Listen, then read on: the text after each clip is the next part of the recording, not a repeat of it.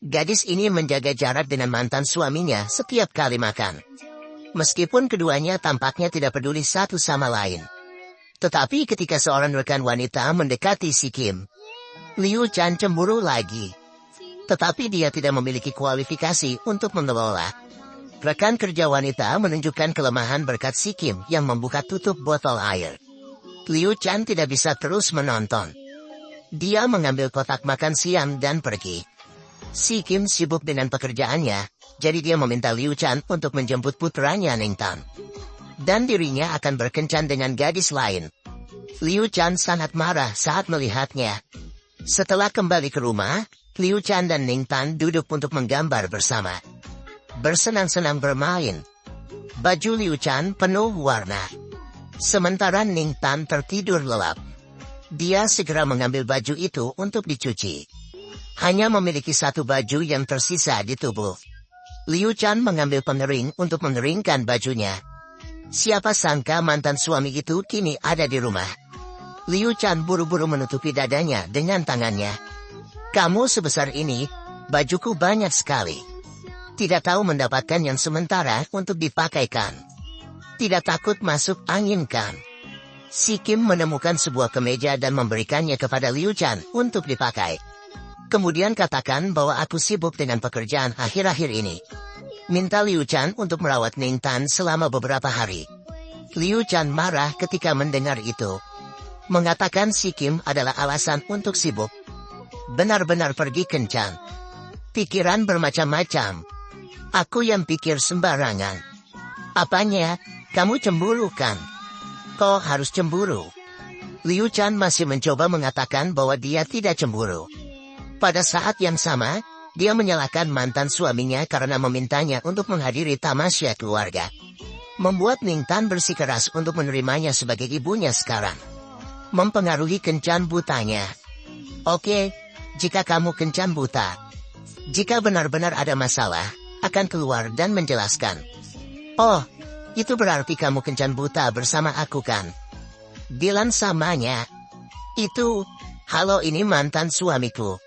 Masih harus membawamu bersamaku. Bukan. Lalu apa yang harus dilakukan?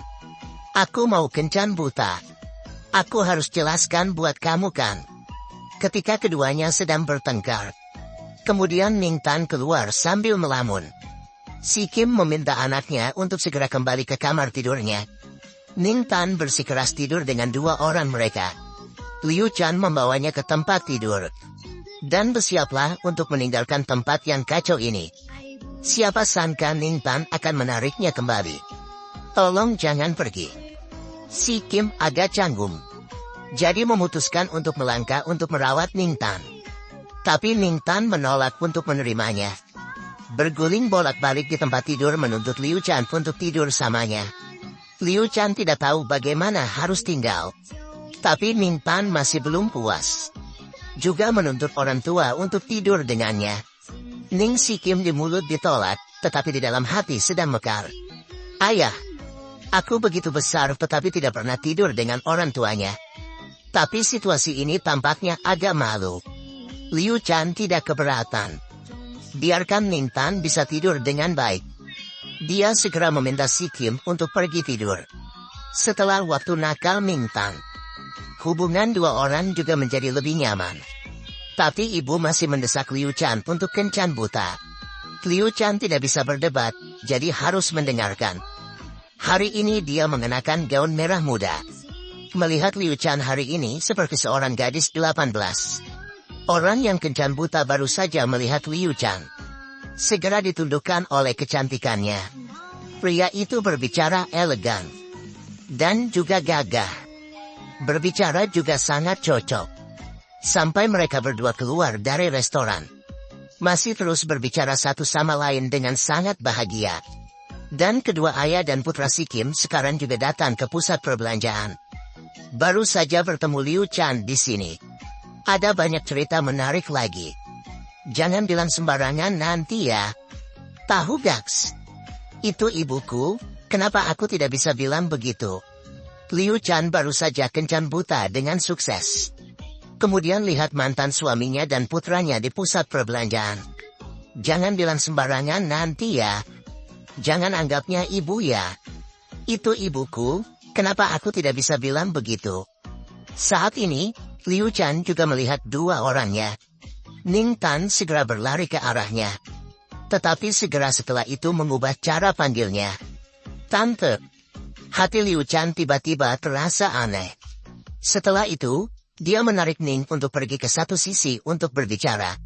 Siapa yang pria kena kaca itu? Aku tidak mau jawab kalimat ini, bisa gak? Apakah kamu berkencan dengannya? Dia memakai kacamata yang cukup fleksibel. Berdiri di depan si Kim mengatakan tanpa berhenti. Sepertinya tidak menganggap dirinya orang luar. Si Kim hanya ingin menghadapinya. Dan ingin segera pergi dari sini. Pria itu bertanya kepada si Kim tentang pekerjaan Liu Chan di rumah sakit. Apalagi dia juga memanggil Liu Chan dengan sangat akrab sebagai Xiao Chan. Xiao Chan. Dokter Miang. Xiao Chan juga tidak buruk. Pria berkacamata itu bahkan berdiri di depan si Kim memuji Liu Chan tanpa henti. Dia gadis tercantik, terpintar, termanis yang pernah kutemui. Si Kim mulai frustrasi. Dan menatap pria berkacamata itu. Kami baru saja bertemu. Tapi seperti sudah lama saling kenal. Dia adalah pacarku.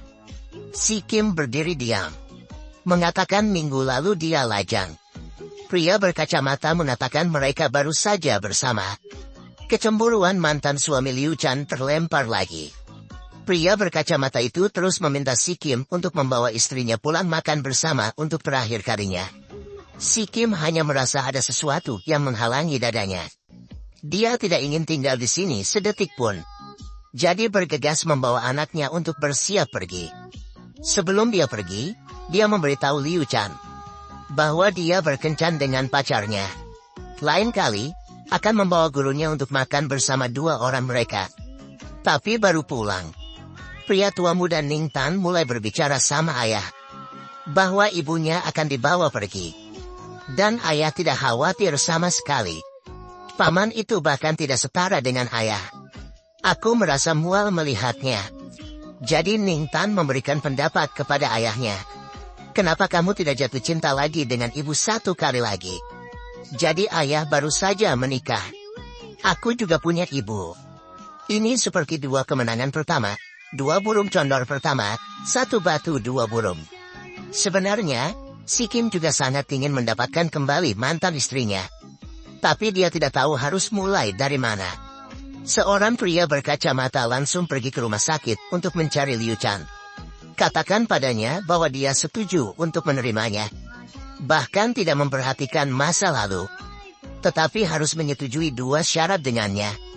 Yang pertama adalah meninggalkan rumah sakit. Berhenti bekerja dengan mantan suami. Sedangkan untuk bayinya, mungkin berkunjung dari waktu ke waktu. Dan bisa memberi nafkah. Tetapi anak itu tidak boleh ikut campur dalam kehidupan mereka. Pria berkacamata itu terus berkata bahwa meskipun dia kembali dari luar negeri, tetapi pemikirannya masih sangat tradisional. Tapi dia tidak meremehkan wanita yang telah bercerai. Liu Chan terdiam setelah mendengarkannya. Tapi tolong kritik saya. Dr. Mian, saya tidak bermaksud mengkritik Anda. Orang itu ingin mempertahankan Liu Chan. Pada saat yang sama si Kim melihatnya bergumul dengan Liu Tan. Bergegas untuk berhenti. Dan peringatkan dia jika ada yang salah, katakan dengan benar saja. Jangan menarik dan menarik seperti itu. Tetapi pria itu menjadi marah dan meminta si Kim menyingkir. Dia tidak ingin melihat si Kim. Anda melecehkan murid-murid saya. Saya tidak bisa ditinggal sendirian. Itu benar. Jika mantan suami dan mantan istri masih bersama, mengapa Anda masih kencan buta? Si Kim langsung keberatan. Bahwa dia menipu rumah itu untuk menipu mobilmu. Dia menipu perasaanku. Bukankah cinta itu sukarela? Apakah dia berjanji padamu atau sesuatu? Apakah kamu pernah berjanji padanya? Lihat saja, tidak. Si Kim menyuruh pria itu jangan kacaukan di sini. Kemudian memanggil perawat untuk mengusir pria berkacamata itu. Tapi juga karena mantan istrinya sangat cantik. Jadi baru saja usir pria berkacamata itu. Kemudian muncul seorang pengacara tampan.